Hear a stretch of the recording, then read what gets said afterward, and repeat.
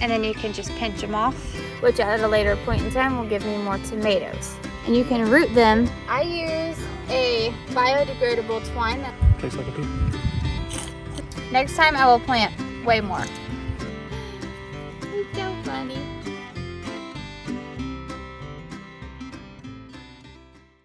Hey y'all, Amy here and welcome back to Misty Dawn Farm. I feel like I haven't seen y'all for a while. We have had a virus going through the house. It just is lingering, y'all. And you can hear it in my voice. I apologize for that. But we are all on the mend. We are all doing much better. I was the last one to get it. So I'm at the tail end of it now and we're getting better. We are on the up and up. So I wanted to say thank you to everyone for all your prayers and well wishes. We are all doing so much better. Now today, what I'm going to be doing is pruning these tomato plants that are in desperate need of pruning. I usually do it so much sooner than this, y'all. But like I said, we have been unwell, and so it's been about 2 weeks since I've done anything that I needed to do out in the garden and stuff, and that's a long time for a garden. It can really get away from you. So first of all, one thing you can see here, y'all, with these tomato plants, let me show you. They're all leaning over, as you can see, partly because they're so heavy and partly because we just had a massive storm front come through here this morning, y'all, and it just like threw limbs everywhere and knocked down stuff, and I haven't even been out to see my corn yet. I'm kind of scared to go see my corn. It's probably all laying flat.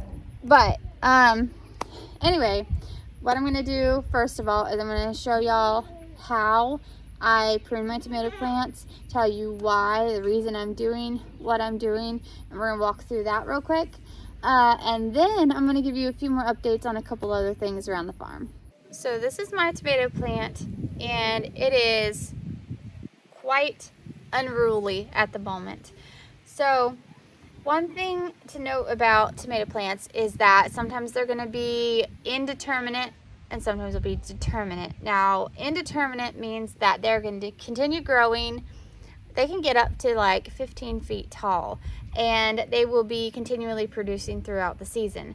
A determinate tomato plant is not going to get that tall, and it grows to a determined height, and it puts on a determined amount of tomatoes that all come ripe about the same time, and that's your harvest of tomatoes.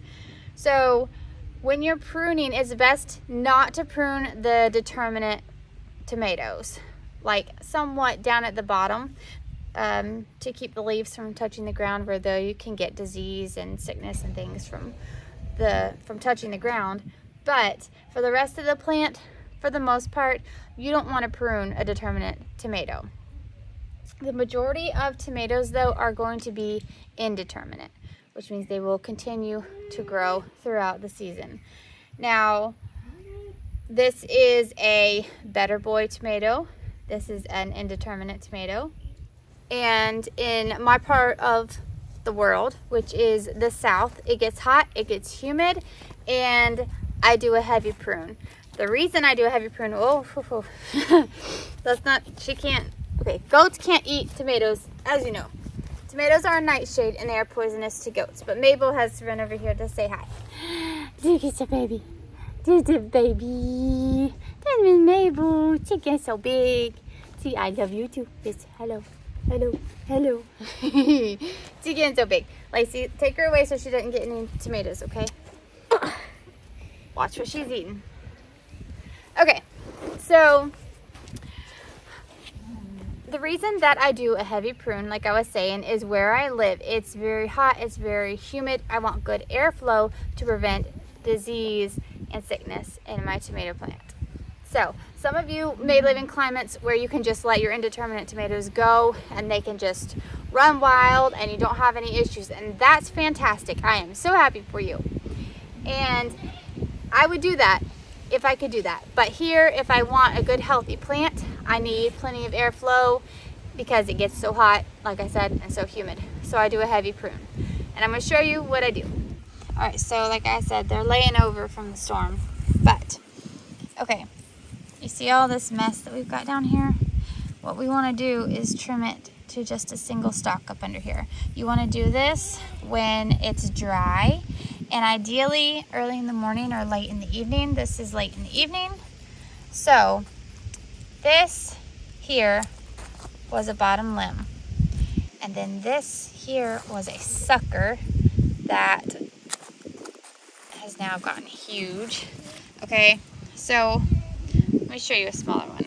Okay, so like right here in the armpit of a plant where we have the stem, the main stem, and the leaf branched here coming out, this is a sucker right here growing in the armpit. Here is another one. This is what it does, and this is what you would normally keep trimmed off. If you do this early enough, then it's going to look like this one up here. It's just going to be this tiny little thing, and then you can just pinch them off. But if you wait, then they have to be trimmed. So let me show you here what I'm gonna do. Okay, got you propped up under here. So I'm gonna be taking off all the stuff at the bottom. Okay, you want sharp, clean clippers for this. You don't want any tearing or ripping on your plant. Okay.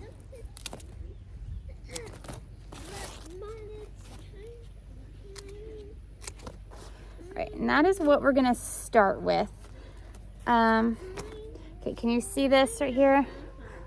This is the armpit, like I was saying. This is a sucker in here. There we go.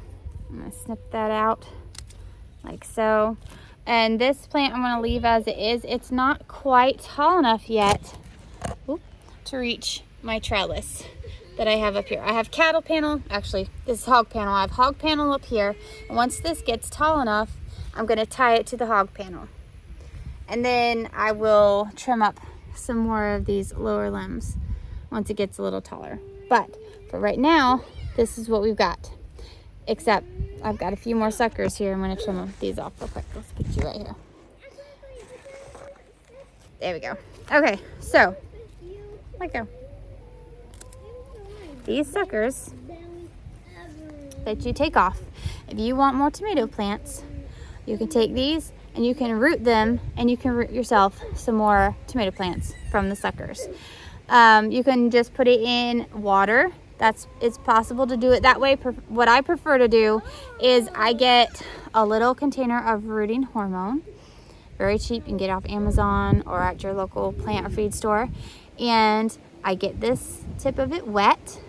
I dip it a little bit in the rooting hormone powder. I tap it off and I stick it into some moist potting soil. And that's it. That's all it takes. As long as you keep the potting soil moist for a good bit of time, this will grow you another tomato plant. Okay, I'm gonna gather up all the pieces that I cut off. I don't wanna leave them laying here. And if they are disease-free and they look fine, like these do, they'll go into my compost. If I did cut off some limbs or some leaves that looked like they might be having like the beginning of wilt, or they weren't perfect looking, if they had looked like they had any issues whatsoever, those would go into the burn pile. One other thing that I do is I don't allow my plants to set fruit at this small of a size. The first couple bits of blossoms that they put on, I pinch. That's just my personal preference. I feel like pinching the beginning of them now gives the plants more time and energy and resources to put into growing a stronger root system and a bigger plant, which at a later point in time will give me more tomatoes. So I choose to pinch the first couple sets of blossoms until my plant has gotten very well established and is a decent size. This one, for instance, has these here, and then it has these little ones starting here. So what I would do is I'll just go right here and I snip those off, and I go right here and I snip those off. And there we go. Okay, I'll look at this one. So on this tomato plant, I told you I like to trim it to one stalk. Well, let me get these out of the way. I'll show you what I mean. This one has been left so long that there's these two, and I don't know which one is the main stalk. Okay, now the thing about indeterminates is if you cut the top of the main stalk that's growing, that's it. It's not going to keep growing anymore, which is a good thing to remember. If your tomato plants gets to the top and you can't support it anymore, and you're getting close to the end of the season and you need it to just like be done, if cold weather is coming and you need it to hurry up and ripen up the fruit that it's got on it, or anything like that happens, you can what's called topping the plant, which is where you cut off the very top of the plant. This one right here, this here is the very top of the stalk, and you would prune the top of the plant, and that would tell it, okay, that's it, it's done. It's going to focus its energy, instead of growing anymore, to ripening the fruit that it has on it, and that's going to be it.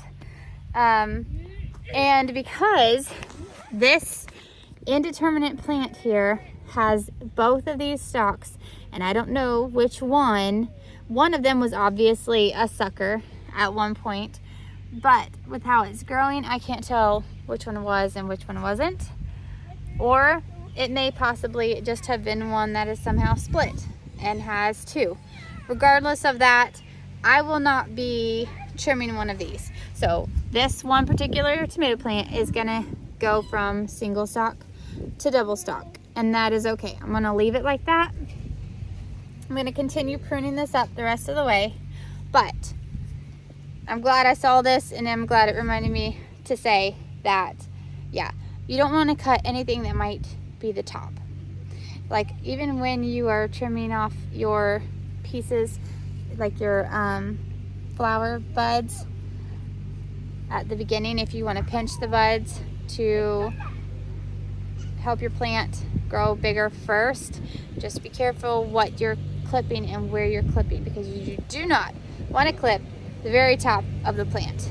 And for me, when I'm at the very top of a plant and it's like this, and it may have like a tiny little sucker looking thing here, but it's the very top of the plant, I'm not going to trim that yet. I'm going to let that go, because I don't want to risk accidentally cutting the very top of the plant where it won't grow anymore. So that's another thing to consider when you're trimming your tomato plants. Mama, can I go get out my purple bike?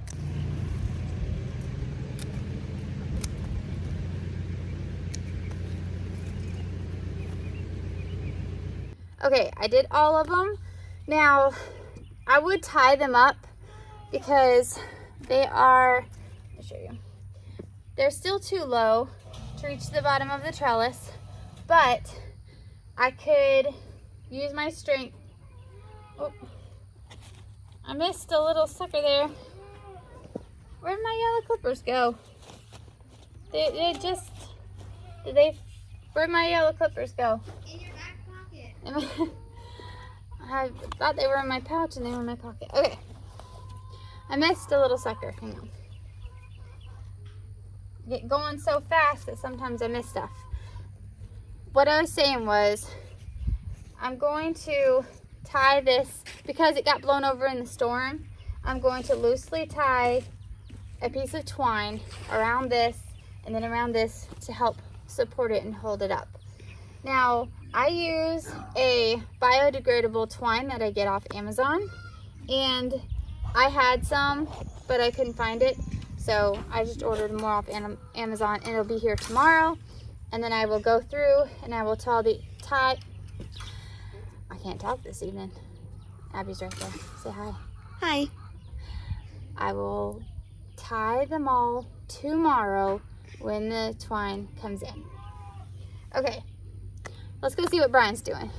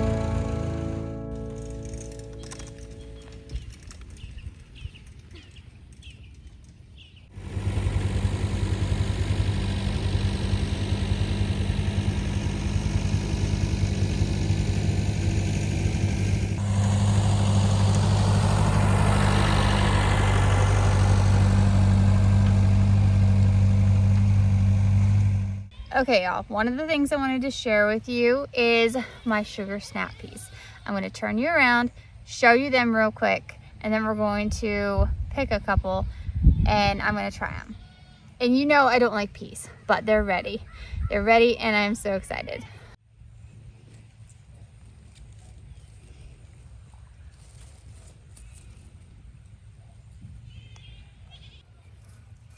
Okay, so are they beautiful?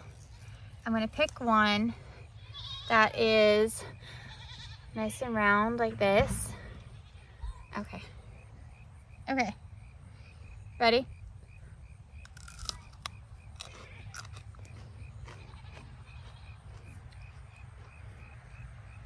Oh, it's sweet.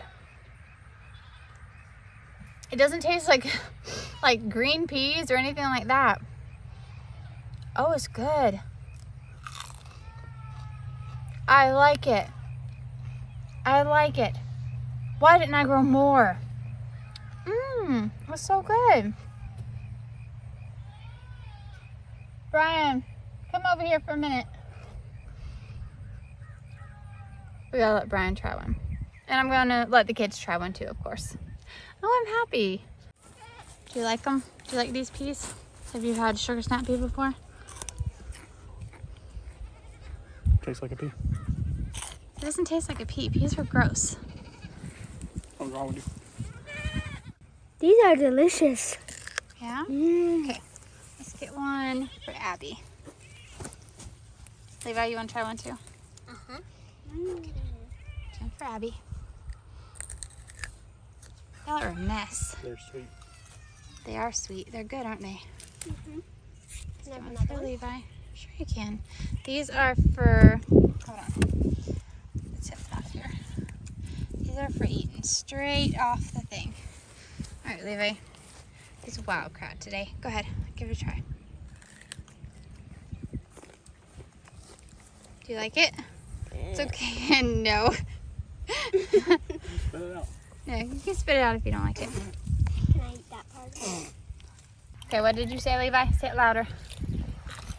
They're sweet, but they just like kind of have bean taste. They have a bean taste. Mm-hmm. It's not too beany though. I like them. I think they're good. Y'all want another one? Getting another one? We're gonna eat these all pretty quick. Next time I will plant way more.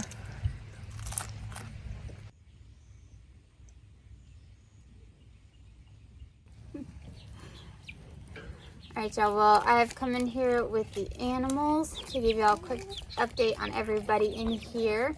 Most everybody is doing good. When I last, she's not hungry. She had her bottle. This is a bottle baby for you. Mabel, look how pretty she is. Look how pretty. She's so pretty. Just hello. Okay, when I last left y'all, I had a couple turkey issues. I had 5 baby turkeys up in my brooder pen, and I had 3 bigger turkeys. I had lost my female Thelmaloo. I had Andy Taylor and Barney Fife left. Andy Taylor had appeared to have an injured wing. Quick update on them just because I've been talking about turkeys a lot, and so lack of turkeys is going to be obvious. Sorry. I'm trying to keep the sun right behind me. There will be no turkeys. Andy Taylor by the time the next morning came around, Andy Taylor was found in his pen, passed away. I closed them in that pen because I didn't want any issues like with Thelmaloo. Thelmaloo got trampled by a goat, something I had never had happen to a feathered animal before. And so they got put up, but Andy Taylor passed away. And then a couple days later, Barney Fife did as well. And my first thought, or my first question from someone was, well, was Barney Fife depressed because he was the last turkey and he was alone? He was not alone. His best buddy was my Isabel Brahma chicken, Abraham, or Sarah, if I think it's a hen. That's not the point. The Isabel Brahma chicken was his companion, and it was still in there, and he passed anyway. I don't know what happened. I don't know why. It's a strange situation. And so the babies that I had up in the little brooder, I returned to my friend Miriam and said, you know what, let's just not do the turkey thing right now.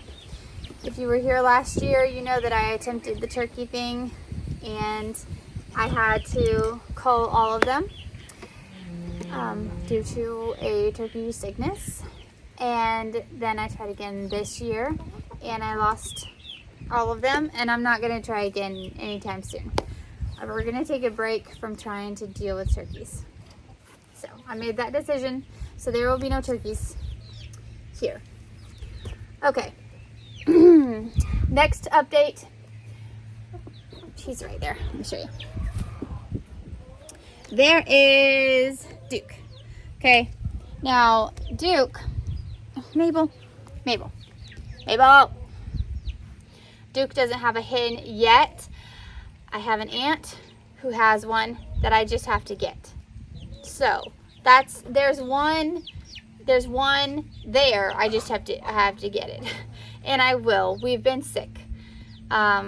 This sickness has just dragged on and delayed a lot of things, but he will have a mate. I might be getting 2 of them, 2 females to 1 male. I'm not sure yet. We'll see. But it's in the works. It's happening. We just haven't got it yet. But that was the other update I was going to share with y'all. Oh, Mabel. It's so funny. Oh, and also there's Annabelle right there. She leaned on the top of a post. She's still the same. The lump on her is still there. Nothing, the medication didn't make it go away. So just as before, we are in a wait and see game with her.